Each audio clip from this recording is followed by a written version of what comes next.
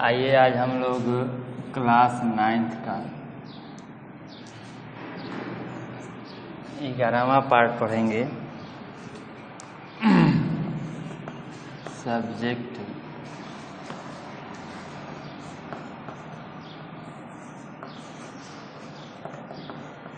Physics है, गति के समीकरण। गति के समीकरण।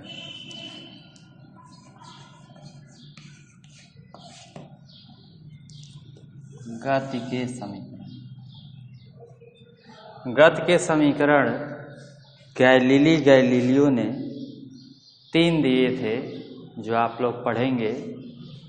तो इसका मैं समीकरण लिख दे रहा हूँ कि फर्स्ट इक्वेशन जो था वो आपका v बराबर u प्लस at था। सेकेंड जो समीकरण है वो s बराबर ut plus half at square है।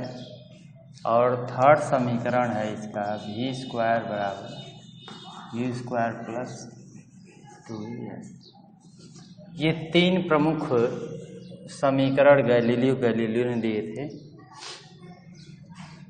अब इसमें हम लोग पढ़ेंगे सबसे पहले कि जब कोई वस्तु एक स्थान से दूसरे स्थान पर जाती है तो इससे संबंधित जो इसके गति का विश्लेषण करने वाले पैरामीटर है, प्राचल हैं, उनको हम देख लिया जाए, तब इसका हम समीकरणों की व्युत्पत्ति हम करेंगे। अगर मान लीजिए कोई वस्तु A है और यह v वेग से गतिमान है और कुछ समय यानी t सेकेंड बाद वह B पर चली जाती है, उस समय इसका वेग हो जाता है v। जबकि इसका जो त्वरण है, इसमें त्वरण है, इसका जो त्वरण है वो a है,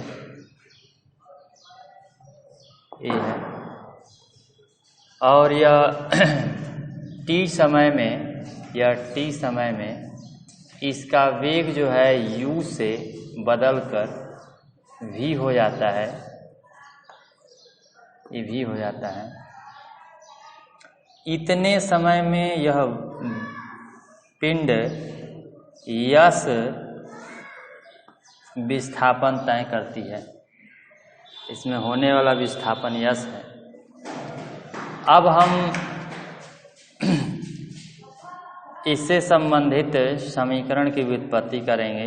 सबसे पहले इक्वेशन पर चलते हैं। तो हम जानते हैं कि जब कोई प्रति सेकेंड त्वरण क्या है, इससे संबंधित जो इसके संबंधित जो राशियां हैं, गति से संबंधित, इस पिंड से संबंधित जो राशियां हैं वो आप देख चुके हैं। एक वेग है, प्रारंभिक वेग है, इसको बोलते हैं प्रारंभिक वेग। प्रारंभिक वेग। एक जो है आपका अंतिम वेग है, अंतिम वेग है। एक है आपका त्वरण है, त्वरण है। एक आपका है विस्थापन है, विस्थापन, यानी कि त्वरण हो गया, वेग हो गया और विस्थापन यश है। और एक है आपका समय, समय। इतनी जो है ये 1 2 3 4 5 जो राशियां हैं, जब कोई पिंड गतिमान है तो उसे संबंधित 5 राशियां हैं। इस पिंड से संबंधित हमारी 5 राशियां हैं। समय है, विस्थापन है, त्वरण है, अंतिम वेग है, प्रारंभिक वेग है। इतने जो है इससे संबंधित हैं। इसके एक तरह से प्राचल कह सकते हैं जो इसके गति का विश्लेषण करते हैं। अब हम चलते हैं कि जब कोई त्वरण क्या है प्रति सेकंड में होने वाली वृद्धि, तो हम एक आगमन विधि से भी सिद्ध करें कह सकते हैं, या एक मेथड हम लगा रहे हैं। देखिए यहाँ से कि पिंड जो है जैसे जैसे बढ़ रहा है, इसका वेग पर सेकेंड, यहाँ पर मान लीजिए वेग और बढ़ता ही जाएगा, थोड़ा और इससे दूरी बढ़ जाएगी। ऐसे हम मान रहे हैं कि पहले सेकेंड पर इसका वेग जो है v, पहले सेकेंड 0वें सेकेंड पे इसका वेग u है, u प्लस u है, और जैसे ही 1 सेकेंड गुजरता है इसका वेग u प्लस a हो जाता है, दूसरे सेकेंड पे u प्लस 2a हो जाता है, और तीसरे सेकेंड पर इसका वेग u प्लस 3a हो जाता है। ऐसे ऐसे आपका बढ़ रहा है। तो हम यहाँ से लिखे हैं कि गति के प्रारंभ का वेग, गति के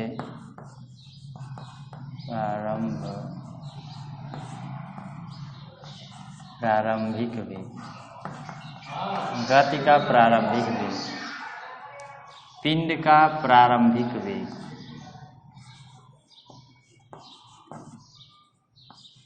पिंड का प्रारंभिक वेग ये हो जाएगा आपका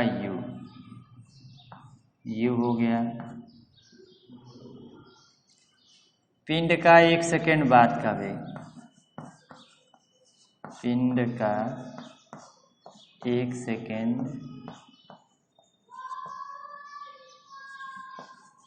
पिंड का 1 सेकेंड ठीक बाद का वेग,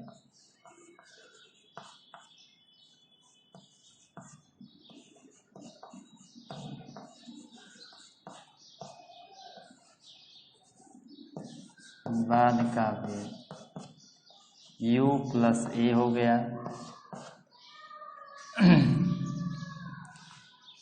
इसको हम मीटर में नापे तो मीटर हो गया, मीटर प्रति सेकेंड वेग को, इसका मात्रक भी लिख दे रहे हैं, इसको मान ले रहे हैं मीटर प्रति सेकेंड, मीटर प्रति सेकेंड, और ये हुआ मीटर प्रति सेकेंड स्क्वायर, और ये हुआ विस्थापन में मीटर में नापा गया, समय को सेकेंड में नापा गया।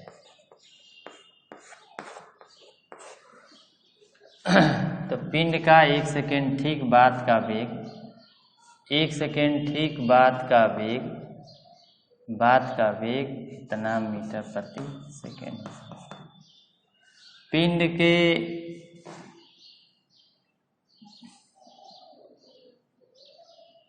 दूसरे सेकेंड, पिंड के ठीक एक बात है, पिंड के ठीक 2 सेकेंड बात करें, पिंड के ऐसे लिखेंगे 2 सेकेंड, 2 सेकेंड सेकेंड बाद का वेग हो जाएगा आपका u प्लस 2a। ऐसे हम देख रहे हैं कि आपका ऐसे हो रहा है, तो 90 सेकेंड बाद पिंड के 90 सेकेंड, पिंड के 90 सेकेंड बाद का वेग, तो u प्लस n a। इसी तरह पिंड के हम ले सकते हैं 90 सेकेंड बाद का वेग, 90 सेकेंड, 90 सेकेंड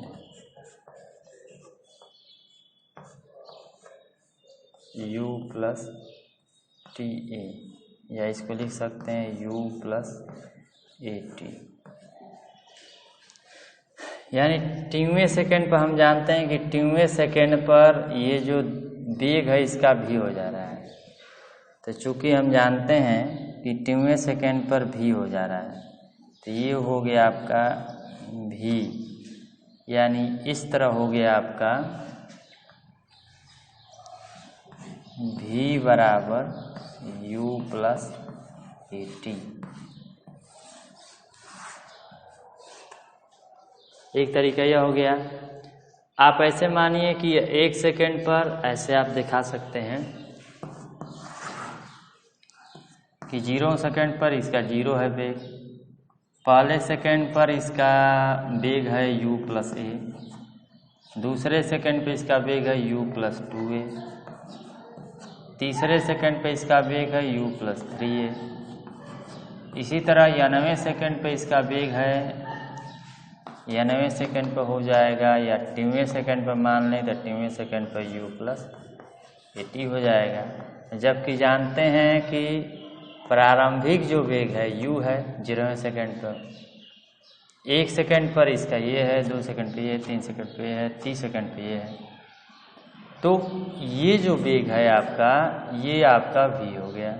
यानी हम यहाँ से कह सकते हैं कि v बराबर u प्लस 80। तो 90वें सेकंड पर जो वेग है उसका u प्लस 80 हो रहा है, और ये जो है हम जानते हैं कि अंतिम वेग जो है आपका v है, तो v हम लिख सकते हैं u प्लस 80 के बराबर। एक तरीका यह है, देख सकते हैं पिंड का प्रारंभिक वेग, ये मान लीजिए कि 0वें सेकंड पर u है, 1 सेकंड जैसे बीतता है u प्लस ए, 2 सेकंड जैसे बीतता है u प्लस 2 है, 3 सेकंड जैसे बीतता है u प्लस 3 है, और 30 सेकंड जैसे बीतता है u प्लस 80। यानी ये वेग हो गया v। तो ये v वेग हो गया। अब इस हम u प्लस 80 जो अंतिम वेग है, इसको हम अंतिम वेग 90वें सेकंड पर वेग मानना इतना आ रहा है, इस तरह देखा जाए तो इतना आ रहा है, तो ये आपका अंतिम वेग भी जानते हैं, तो भी हम इसको बराबर लिख लेंगे।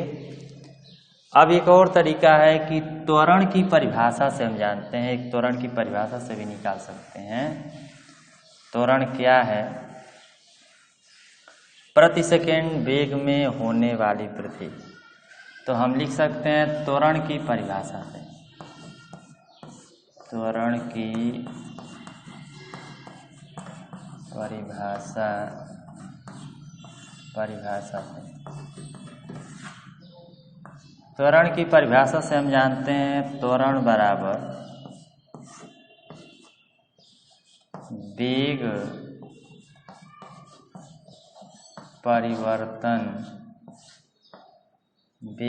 परिवर्तन की दर। तो वेग परिवर्तन हो गया, तो वेग परिवर्तन यानी कि ये हम लिख सकते हैं डेल्टा v बटा के डेल्टा t। ये हो गया आपका v माइनस u बटा के t मान लें इसको। तो a बराबर हो गया v माइनस u बटा के t इधर गुणा कर दें तो at बराबर v माइनस u। तो u बराबर इसको हम ले सकते हैं, यहाँ से इसको इधर कर दें तो ये हो जाएगा u प्लस at, और ये हो जाएगा आपका v।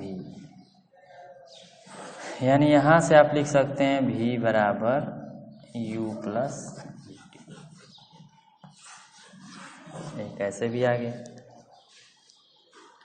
ऐसे भी हम निकाल सकते हैं। ग्राफीय विधि से गति के समीकरण, गति का प्रथम समीकरण ये लिख दें, ग्राफीय विधि से गति का समीकरण, ग्राफीय विधि से गति का प्रथम समीकरण यहाँ लिखें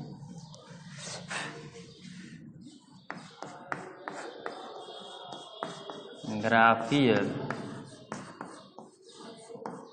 विधि से, ग्राफीय विधि से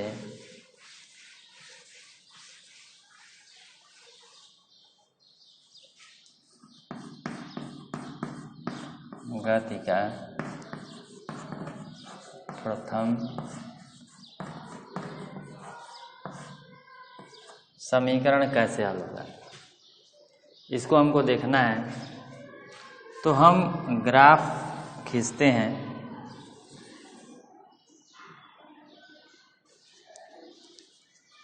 हम ग्राफ खींचते हैं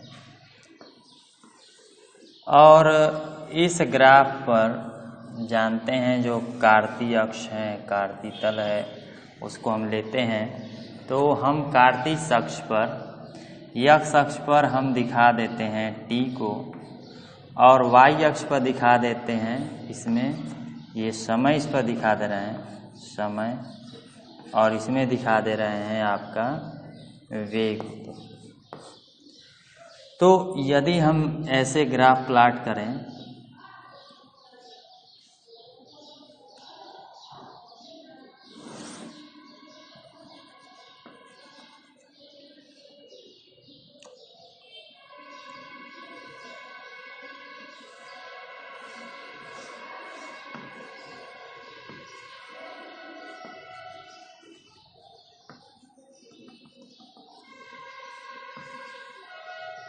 ये T1 हो गया, ये T2 हो गया, ये V1 और ये V2, यानी इसी को हम कहते हैं आपका प्रारंभिक वेग और ये अंतिम वेग।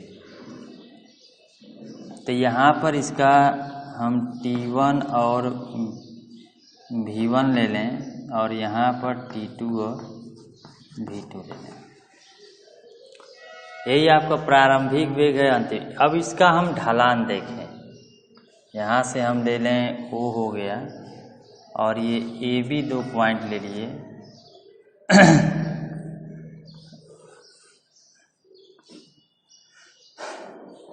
तो यहाँ से जब हम इसका ढाल देखते हैं, इसके ढाल को, तो हम इसके ढाल को लिख सकते हैं, इसका ढाल जो होगा वो हो जाएगा आपका इसके त्वरण के बराबर। जितना अधिक ढाल उतना ही वेग में परिवर्तन। तो हम यहाँ से इस जो एक निश्चित त्वरण से गतिमान एक पिंड है, त्वरण इसका निश्चित है, वेग परिवर्तन की दर निश्चित है, तो इसका जो ग्राफ आ रहा है एक सीधी लकीर आ रही है, ग्राफ करने पर रेखा जो आ रही है। तो अगर इसका हम कहीं भी निकालें तो इसका एक समान त्वरण है, तो यहाँ भी निकाले तो यहाँ निकाले तो इसका जो ढाल है वो हर जगह हर टाइम पर बराबर आएगा। जब हर जगह हर टाइम पर बराबर आएगा तब यहाँ से हम ले लें इसका AB का ढाल, रेखा AB का ढाल। ये AB का ढाल जो होगा पिंड का त्वरण हम ऐसे लिख सकते हैं कि चूंकि ढाल एक समान है, एक सरल पिंड के लिख सकते हैं इसके कि पिंड की गति का जो वेग समय ग्राफ है वो एक समान है, यह एक सरल रेखा है, अतः इसका त्वरण एक समान होगा। और जब एक समान त्वरण होगा तो हम लिख सकते हैं पिंड का त्वरण,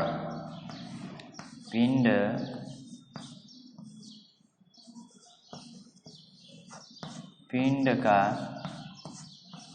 त्वरण। जब पिंड का त्वरण जो होगा रेखा AB की ढाल, रेखा AB की ढाल, रेखा AB की ढाल। अब रेखा AB की जो ढाल है हम जानते हैं यह होता है tan, ये थीटा माने तो tan के बराबर होता है, टेंजेंट। तो tan कोण ABA और इसको हम D मान लें, C मान लें, इसको हम C मान लें, इसको हम M मान लें, N मान लें, इसको P मान लें, इसको Q मान लें, ऐसे। तो यहाँ से हम देख सकते हैं इसकी ढाल जो होगी ये हो जाएगी BAC, यानी ये जो कोण है, यानी कि हम लिख सकते हैं tan थीटा। अब tan थीटा बराबर हम जानते हैं कि tan थीटा बराबर जो होता है, आप जानते हैं कि एक त्रिभुज हो और ये समकोण हो और ये आधार हो और ये लंब हो और ये कर्ण हो, तो ये थीटा हो। tan थीटा बराबर होता है लंब बटा के आधार, लंब बटा के आधार होता है। इस हिसाब से हम लिख सकते हैं लंब इसमें आपका हो जाएगा BC बटा के AC। BC को हम लिख सकते हैं BC, BN लिख सकते हैं और -CN हो जाएगा। और AC का जो मान होगा वो हम लिख सकते हैं ON, AC का मान होगा MN के बराबर, ये MN हो जाएगा। और इसका हम लिख सकते हैं BN -CN बटा ON -OM, यानी ये हो जाएगा V2 V1 बटा के T2 T1। ये हो जाएगा V U और ये हो जाएगा डेल्टा T। और T लिख सकते हैं, मान लीजिए यहाँ से यहाँ का जो है जो अंतराल है वो T का है, तो T सेकेंड हो गया। अब इस तरह हम इसको कह सकते हैं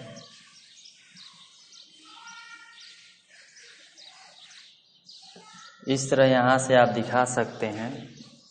हम देख चुके हैं कि ये A बराबर जो आपका आ रहा है, A बराबर ये आ गया V U बटा के T, यानी आपका AT बराबर हो गया V U, यानी यहाँ से हो गया V बराबर U प्लस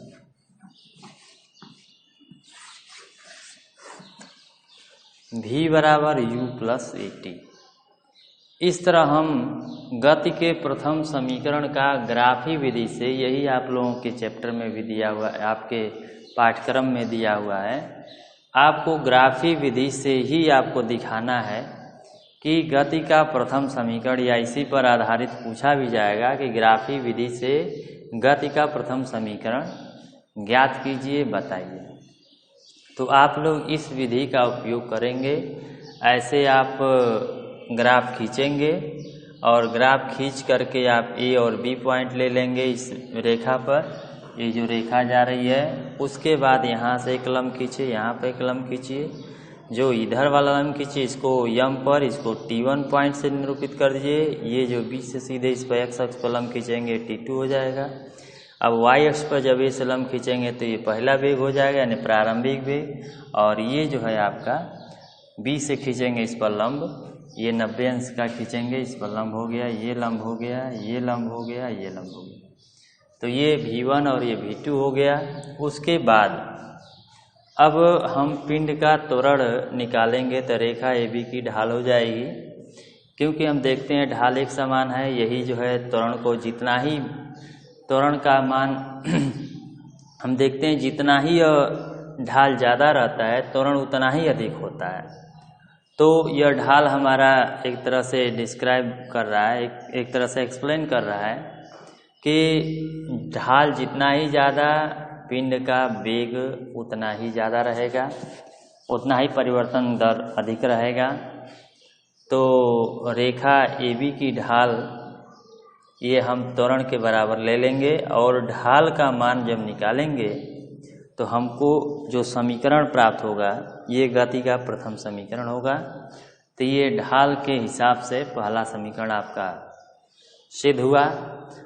अगले जो आप दूसरा जो अब अगले पार्ट में हम लोग पढ़ेंगे कि गति का जो दूसरा समीकरण है S बराबर UT plus half AT square, ये जो है आपका क्षेत्रफल के हिसाब से पढ़ा जाएगा कि हम कैसे जो है क्षेत्रफल के हिसाब से इसको हम प्रूफ करेंगे। हम इसमें UV भी यही हम लेंगे, यही ग्राफ लेंगे। इसमें हमने ग्राफ के लिए ये ध्यान दीजिएगा, हमने इसमें ग्राफ का जो यूज किया, किसको लेकर यूज किया, तो इसमें हमने वेग और समय ग्राफ लिया। ये ध्यान रखिएगा कि हमने वेग और समय ग्राफ को लेकर के सिद्ध किया। उसमें भी हम वेग और समय ग्राफ को ही लेकर सिद्ध करेंगे। चलिए देखा जाएगा। तो यहाँ तक आप समझिए कैसे हल हुआ है, कैसे आया है। धन्यवाद।